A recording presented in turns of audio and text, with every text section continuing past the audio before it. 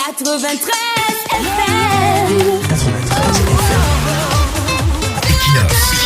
Radio. Bonjour, nous sommes souvent surpris par l'attentisme, la naïveté ou la complaisance du peuple du changement, opposition, société civile ou citoyens épris de changement. Ceux qui veulent le changement ou disent vouloir le changement ne sont pas souvent attentifs, ils sont souvent aveugles, ils sont souvent très mous. À plusieurs reprises, nous avons déjà dénoncé cette attitude du chacun pour soi dans le camp de ceux qui officiellement disent vouloir que les choses bougent au Cameroun. Cette attitude qui consiste à laisser chacun gérer son tour chez le coiffeur étant ici la machine répressive des intolérants ou des va-t-en-guerre de l'ogre de 82. Prenons quelques situations récentes.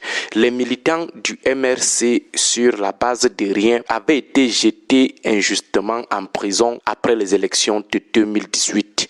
Curieusement, qu'est-ce qu'on avait observé chez ceux qui disent vouloir le changement? Beaucoup n'avaient même pas condamné, pas de conférence de presse, pas de communiqué, pas de déclaration médias pour condamner cette répression barbare. Consultez vos archives et vous verrez que plusieurs leaders de partis ou de la société civile n'avaient même pas condamné ces emprisonnements. Certains ont juste été forcés à parler de ça parce que les journalistes leur avaient posé des questions dessus. Sinon, d'eux-mêmes, ils n'auraient jamais évoqué cette oppression, répression contre les militants du MRC. Beaucoup avaient dit c'est l'affaire du MRC qu'il gère ces problèmes là-bas. Un autre exemple, une machine est mise en place pour détruire le PCRN avec l'implication grossière de ceux qui doivent être les plus neutres dans les affaires internes des partis politiques. Mais combien se sont levés dans le camp du changement pour condamner cette incurie? Fouillez vos archives et vous verrez par vous-même quels sont les partis, les organisations de la société civile ou les leaders du camp du changement qui avaient finalement fait des sorties officielles pour dire non à ces manœuvres de déstabilisation d'un parti. Beaucoup se sont dit que le PCRN gère ces problèmes là-bas. Un autre exemple, la branche des intolérants des va-t-en-guerre déploie des intimidations et la brimade contre la première chaîne de dénonciation au Cameroun, l'un des rares médias qui fait peur au régime, Equinox, avec des sanctions fallacieuses et le déploiement des agents secrets autour des locaux du média. Tous les gens qui disent vouloir le changement savent pertinemment que si on ferme Equinox, c'est mort pour la médiatisation des frasques du régime. C'est terminé pour ce qui est de la médiatisation des cas de répression politique au Cameroun. Mais combien de leaders de partis politiques dits de l'opposition se sont-ils levés pour dire non? Combien d'organisations de la société civile se sont-elles levées? Combien de médias qui disent défendre la liberté d'expression en ont fait un sujet de débat sur leurs antennes pour dénoncer cet acharnement? Allez fouiller vos archives, vous verrez que ces événements ont laissé indifférents beaucoup qui se disent du changement. Prenons notre situation à nous, notre situation de filature et de tentatives d'enlèvement. Combien de leaders politiques dits de l'opposition l'ont-ils condamné? Combien de médias ont même eu à en parler? Même pas nous appeler pour en savoir plus. Même les journalistes et les médias à qui nous accordons des interviews depuis 10 ans, 5 ans, même appelés pour en savoir plus, personne. Ils sont restés muets et restent encore muets. Ils disent que nous devons gérer nos maniocs seuls.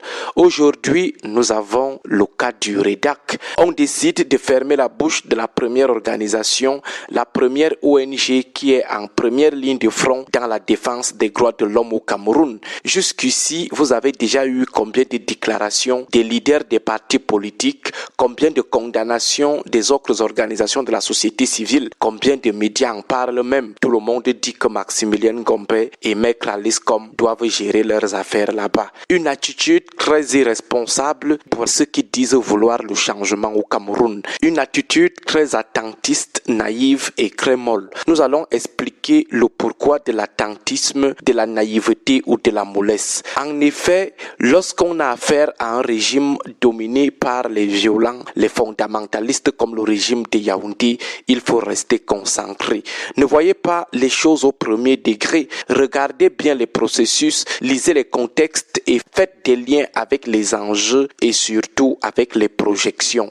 Les fondamentalistes du renouveau ne font rien pour rien. Ils peuvent laisser l'impression d'être des fous, mais leurs actions répondent à des objectifs précis. Ils ont des actions d'éclat qui véhiculent des messages précis ou qui préparent des batailles précises ou anticipent sur certaines batailles. Aussi, ne pensez pas que les cibles de leurs attaques sont véritablement les cibles réelles ou finales. C'est comme les attaques terroristes. On attaque une cible collatérale pour mieux atteindre la vraie cible. Donc, rien ne dit que vous qui riez là, vous qui restez indifférent, n'êtes pas la véritable cible ou la cible finale. Lorsque vous riez, vous restez indifférent.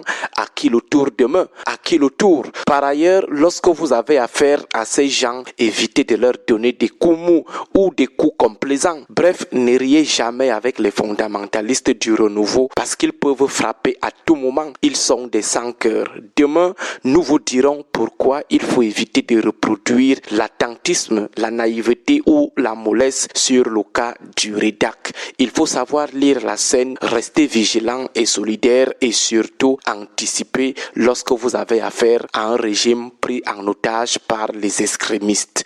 Agréable journée à vous tous. Agréable journée à 93 FM.